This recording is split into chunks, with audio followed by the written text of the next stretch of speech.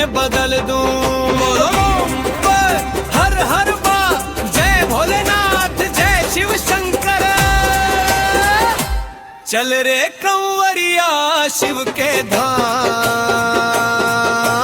गूंजे पावर में बम बम। गंगा जल भर ले रे संग, भोला देही अपन द्वार दा। चल रे कंवरिया शिव के धाम, बम बम बोले गूंजे बिहार।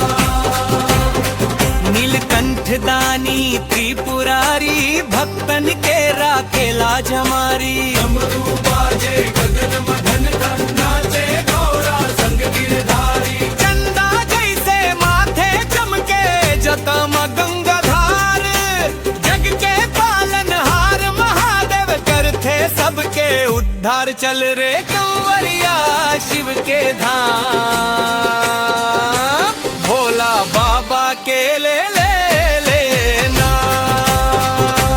हर हर महादेव के पूजे, चारों दिशा बिहार।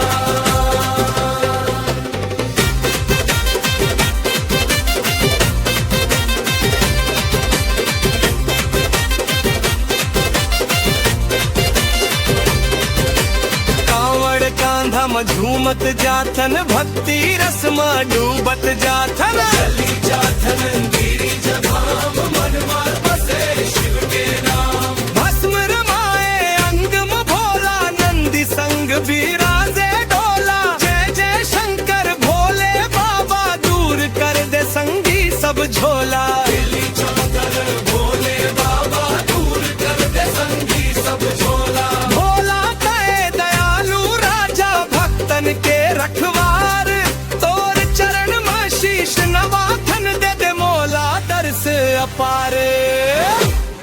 चल रे कंवरिया शिव के धाम,